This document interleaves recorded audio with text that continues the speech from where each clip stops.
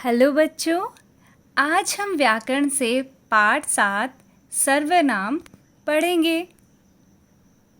सर्वनाम सर्वनाम ऐसे शब्दों को कहते हैं जिनका प्रयोग संज्ञा के स्थान पर होता है।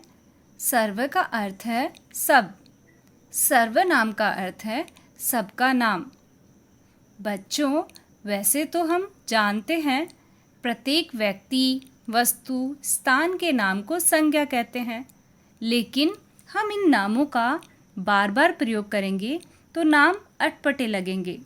जैसे मोहित ने मोहित के भाई से कहा कि मोहित की माँ से पूछकर कल मोहित के दोस्त के घर जाएगा। बच्चों, आइए अब हम सर्वनामों का प्रयोग करें। मोहित ने अपने भाई से कहा कि वो माँ से पूछकर कल अपने दोस्त के घर जाएगा।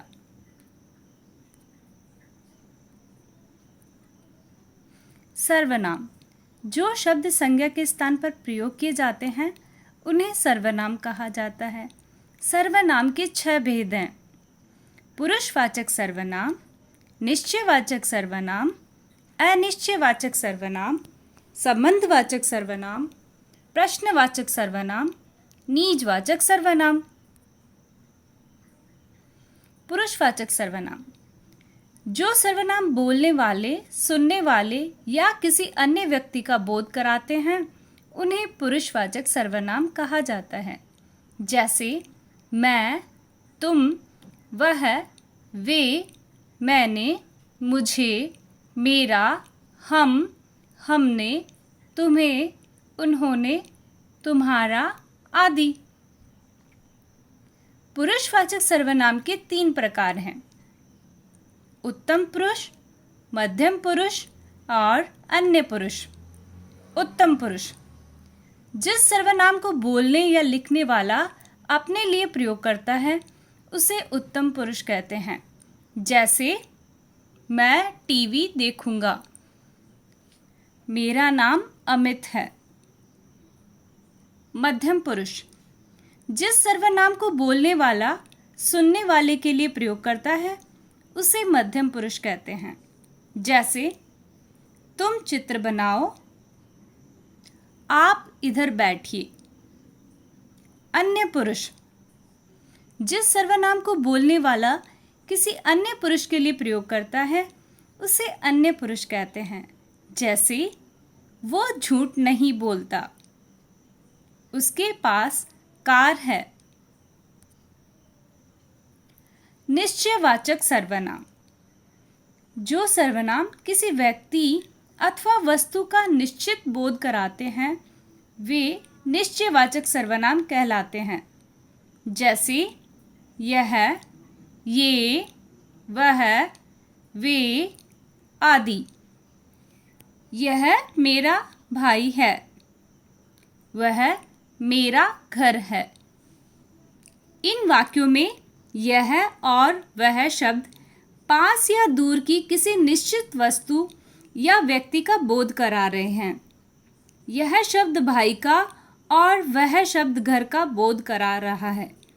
ये दोनों निश्चयवाचक सर्वनाम हैं।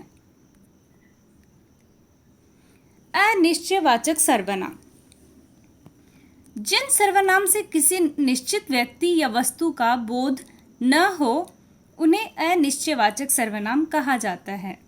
जैसे कोई, कुछ, किसी आदि। कोई आया है, दही में कुछ पड़ा है।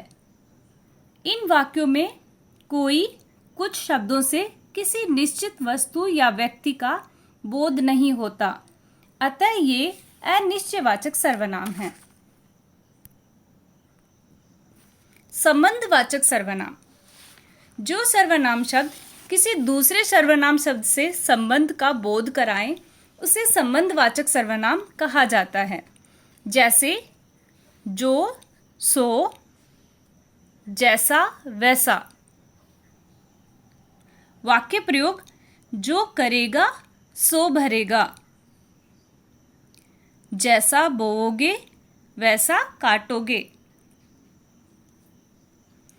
प्रश्नवाचक सर्वनाम।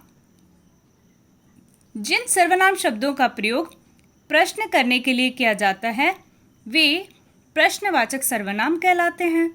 जैसे कौन, क्या, कैसे, किसका आदि। वाक्य प्रयोग तुम क्या पढ़ रही हो, यह खिलौना किसका है। यहाँ क्या और किसका प्रश्नवाचक सूचक वाक्य है। नीचवाचक सर्वनाम। जिन सर्वनाम शब्दों का प्रयोग कर्ता अर्थात करने वाला अपने लिए करता है उन्हें नीचवाचक सर्वनाम कहते हैं। जैसे स्वयं, खुद, अपने आप आदि। मैं अपना गृह कार्य खुद करूँगी। वह अपने आप आ गया।